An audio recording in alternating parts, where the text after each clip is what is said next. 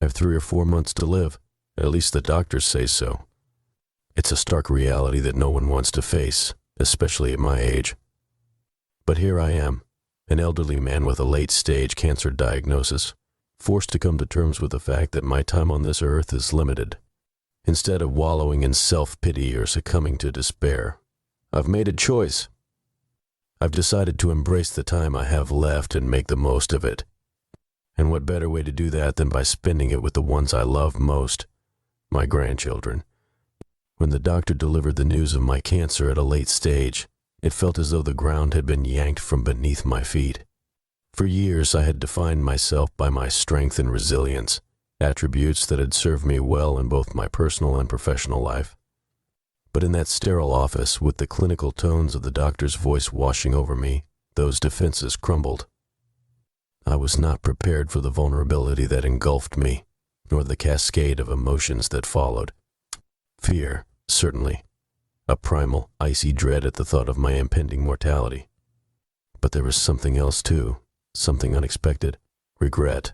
Regret for the time lost, for the years spent buried in work while life, vibrant, precious life, passed me by. Regret for the missed birthdays, the unattended soccer games, the family dinners where my seat remained empty. I had always believed there would be more time, that someday I would catch up on all I had missed. Yet suddenly faced with the stark reality of just 3 or 4 months to live, that someday seemed a cruel mirage. It was this realization that jolted me from my initial despair. If my time was indeed limited, then I refused to let it be defined by hospital stays and medical treatments. No, I wanted to leave a different kind of legacy, one not overshadowed by my battle with cancer at a late stage. I wanted to be remembered for the love I shared, for the moments that truly mattered. And so, the wake-up call that had initially seemed like a death knell transformed into something else entirely, a clarion call to live, truly live, in the time I had left. It spurred me into action, igniting a desire to make amends, to connect and create memories that would outlast my physical presence in this world. It was a call I was determined to answer, with my grandchildren by my side, embarking on an adventure that promised not just the fulfillment of my own final wishes, but the creation of a treasure trove of experiences for those I loved most dearly. The moment I resolved to make the most of my remaining time, the next step was crystal clear, planning an adventure with my grandchildren. I wanted these last months to be a testament to the beauty of life, a grand gesture of love, and a series of unforgettable experiences we could share.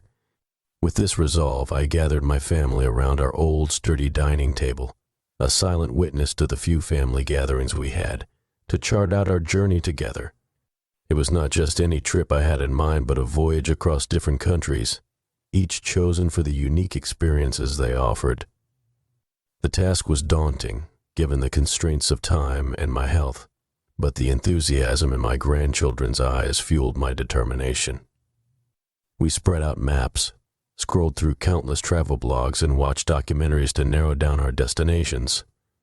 The criteria were simple. Each place had to offer something special that could teach us a lesson about life, culture, and the beauty of human connection.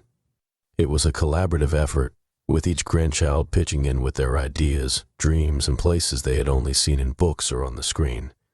As we planned, I saw a side of my grandchildren I had never known. Their curiosity, their wisdom beyond their years, and their understanding of the gravity of our journey moved me deeply. They approached this trip not just as a holiday, but as a meaningful quest to make lasting memories with me. We decided on a mix of destinations, from the historical streets of Rome to the serene beaches of Thailand and the rugged landscapes of New Zealand. Each place was a world unto itself, promising a wealth of experiences and lessons to learn together. Booking the trips was an adventure in itself, navigating through medical clearances and finding accommodations that suited our needs. Yet every step of the process brought us closer, turning logistical challenges into shared victories. As we finalized our itinerary, the reality of our upcoming journeys began to sink in. It wasn't just about the places we would see or the photos we would take. It was about the moments of joy, wonder, and discovery we would share. The laughter, The conversations, and even the inevitable challenges of travel would weave us together in ways I had only dared to hope for. This plan, born out of a desire to reclaim the time I had lost, became a beacon of hope for all of us. It was a promise of time well spent, of stories yet to be told, and of a love that would defy the limitations of my prognosis. As we marked the dates on the calendar, I felt an indescribable mix of excitement and peace. The journey ahead was uncertain, no doubt, but I knew it would be the greatest adventure of my lifetime. Italy was our first port of call, a place brimming with history and beauty that I had longed to explore once more, this time through the eyes of my grandchildren. Our journey began in Rome, where ancient ruins and vibrant streets created the perfect backdrop for our adventures. Each step through the eternal city was a step back in time, and watching my grandchildren's awe and excitement as they encountered history firsthand was a joy unlike any other. We tossed coins over our shoulders into the Trevi Fountain, a promise to return to Rome, a promise of more life. In that moment, the weight of my diagnosis, cancer at a late stage, felt lighter, overshadowed by the sheer beauty of our surroundings and the laughter of my grandchildren. From Rome, we journeyed to Florence, the cradle of the Renaissance, where art and architecture speak of an age where beauty and human ingenuity knew no bounds. We wandered through galleries, our eyes feasting on works by Michelangelo and Botticelli, discussing art, life, and the myriad ways in which they intersect. It was here, amidst the splendor of the Uffizi, that I shared stories of my youth, of dreams chased and sometimes lost, of the endless capacity for human creativity. My grandchildren listened, rapt, as history came alive, not just through the art and buildings around us, but through the personal narratives that connected us to the past. Venice was next, a city that seemed to float on the very dreams of its visitors. We meandered through narrow alleyways, over bridges, and along canals, entranced by the city's magic. Riding a gondola through the Venetian lagoon, we were serenaded by the gondolier's song, a melody that seemed to capture the essence of our journey, joyful yet tinged with the bittersweet knowledge of its impermanence. In Venice, we embraced life's fleeting beauty, its moments of unexpected joy, and the strength of the bonds we were forging with each passing day. This leg of our journey, while marked by the breathtaking vistas of Italy, was defined more by the moments shared and the lessons learned along the way. It was about discovering the depth of our connections, the resilience of the human spirit, and the unbreakable ties of family. Despite the looming shadow of my cancer at a late stage, we managed to carve out a space where love and laughter reigned supreme, where the specter of my illness was momentarily forgotten in the face of the timeless beauty and endless adventure that Italy offered. Our travels through Italy were just the beginning, but they set the tone for what was to become the most meaningful journey of my life. It was a reminder that even in the face of adversity, life could be rich with experiences, that every moment was precious, and that love, above all, was the true legacy we leave behind. Italy was our first destination together, but the journey we embarked on was about so much more than the places we visited. It was a journey of the heart, a testament to the enduring power of family and the indomitable spirit of love that transcends even the finality of life itself. The roads we traveled, the skies we flew under, and the seas we sailed, each carried stories and lessons, weaving a rich tapestry of shared experiences that brought me closer to my grandchildren than I had ever imagined possible. Every new landscape, every foreign city, every unfamiliar cuisine became a classroom for both them and me as we embarked on this unparalleled journey of learning and loving on the road. Our conversations meandered like the rivers of the countrysides we explored. Through them I learned of my grandchildren's aspirations, their quiet fears, and their unspoken dreams. They confided in me, perhaps in ways they couldn't with their peers or even their parents, finding in me an eager audience, free from the immediate pressures of discipline and daily life. I, in turn, shared with them the wisdom only years can impart, tales of love lost and found, of dreams deferred and destinies pursued, of the value of resilience and the virtue of empathy. These exchanges transcended the generational divide, fostering a mutual respect and understanding that is rare and precious. I watched as my grandchildren navigated foreign lands with increasing confidence, their young minds open and absorbing, adapting to new cultures with ease and grace. They in turn witnessed my struggles as the vigor of my youth clashed with the limitations of my aging body, a constant reminder of the cancer at its late stage within me. Yet in every step I faltered, they were there, their hands steady and sure, a testament to the depth of our growing bond. The lessons weren't confined to our dialogues. They unfolded in the silent moments too, in the shared glances of awe at a sunset over a foreign horizon, in the quiet resilience after a mistrain or a lost reservation, and in the laughter that bubbled up at the simplest of joys.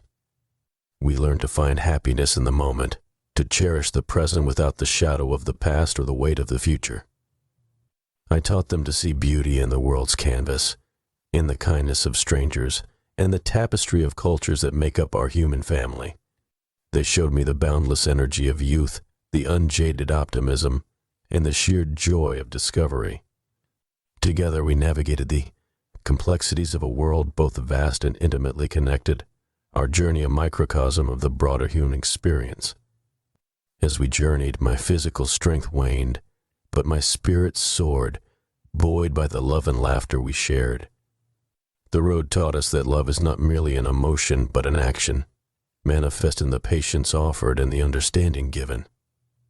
Each day brought its challenges, but also its rewards, as we built a reservoir of memories that would outlast my mortal coil.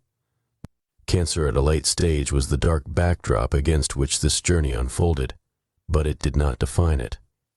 Instead, what defined our travels was the light of love and learning, a beacon that guided us through the shadow of my illness. On the road, we forged a legacy, not of sorrow, but of joy. Not of loss, but of gain, a legacy that would carry my grandchildren forward long after I had departed. In those precious months, the road was our teacher, and love was our lesson, a lesson that I hope will guide them through the rest of their lives with grace, compassion, and an unquenchable thirst for adventure. Our adventures had woven a rich tapestry of shared experiences, each country leaving its mark on our souls, and now we approached the final leg of our journey. It was with a mixture of anticipation and melancholy that we set out for the mountains, a place where the vastness of nature promised a serene backdrop for our final days together. The mountains, with their towering peaks and tranquil valleys, seemed to stand as guardians of time, witnesses to the fleeting nature of life itself. In the crisp mountain air, our laughter echoed, mingling with the wind that danced through the trees. Here, amidst the splendor of nature, we set up camp, a temporary haven where we could relish the simplicity of being together. The physical strain of the journey to this altitude was palpable, my body protesting with each step, but my heart was light, buoyed by the presence of my grandchildren. They, ever attentive, matched their pace with mine, their youthful vitality a stark contrast to my weary strides. Yet in their eyes I saw not pity but admiration and a love that fortified my spirit. As we gathered around the campfire, the flickering flames casting shadows on our faces, the conversation flowed freely. We shared stories, some old, some new, each a thread in the fabric of our shared journey. The laughter came easily, but so did the moments of reflective silence, each of us lost in our thoughts, savoring the preciousness of the present. It was in these moments, surrounded by the raw beauty of the mountains, that I imparted what I hoped would be my lasting legacy. I spoke of the importance of cherishing the journey, not just the destination. I urged them to live fully, to love deeply, and to face the inevitable challenges of life with courage and grace. I shared my reflections on the impermanence of life, a truth made all the more poignant by the looming shadow of my illness. And yet, I emphasized the beauty that can be found in each moment, in the connections we forge with those we love, and in the experiences that shape our souls. Our time in the mountains was a fitting end to our grand adventure, a time for introspection and for forging even deeper bonds. The beauty of the surrounding landscape was a constant, reminder of the world's wonders, a world I was preparing to leave, but one that I hoped my grandchildren would continue to explore and cherish. As the night deepened, we watched the stars emerge, a glittering tapestry against the dark sky, a reminder of the vastness of the universe and the fleeting nature of our existence within it. It was a humbling experience, one that filled me with a profound sense of peace. I realized then, more than ever, that our journey together had been a gift, not just for them, but for me. In teaching them, I had learned. In loving them, I had been loved in return. Our final days in the mountains passed all too quickly, each moment a precious gem to be treasured. As we descended back to the foothills, to the reality awaiting us, I carried with me the knowledge that these experiences, these lessons, and this love would endure. A legacy imprinted on the hearts of my grandchildren. As my journey on this earth neared its end, I found solace in the profound connections and memories we had created together. Those final days, filled with the laughter and love of my grandchildren, were a balm to my soul, a gentle reminder that though my time was short, its impact would be lasting. We had traversed continents, delved into cultures, and explored the beauty of our world, but it was the simple, unguarded moments between us that I cherished the most. Those moments of shared wonder, of curiosity, and of love unspoken yet deeply felt. Reflecting on the lessons we had learned together, I realized that the greatest legacy I could leave was not in the stamps on our passports, but in the imprints on our hearts.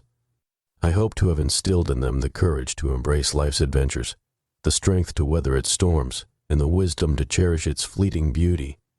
My battle with cancer, daunting as it was, became a backdrop to a larger story, a story of embracing each day with gratitude and love. In those final weeks, as the physical world began to fade, the emotional bonds we had forged grew only stronger. I saw in my grandchildren the flickers of the future, bright, hopeful, and resilient. They had become not just travelers through the world, but through life's myriad challenges and joys. It comforted me to know they would carry forward not just the memory of our adventures, but the essence of the lessons we shared. Leaving this world, I was not burdened by sorrow or fear, but lifted by the love that surrounded me. I departed with the peace of knowing that my grandchildren would navigate the complexities of life with the same adventurous spirit we had cultivated on our journey. They would face life's uncertainties with the wisdom gleaned from our shared experiences, the empathy shaped by our countless conversations, and the joy found in our every shared laughter. My physical presence in their lives would fade, but the essence of our connection, the legacy of love and lessons, would endure. In their hearts I would remain a constant presence, guiding them through the trials and triumphs of their own journeys. This, I realized, was the true measure of a life well lived, not in the length of days, but in the depth of impact. And in their futures I saw the most beautiful continuation of our shared story, a testament to the enduring power of love.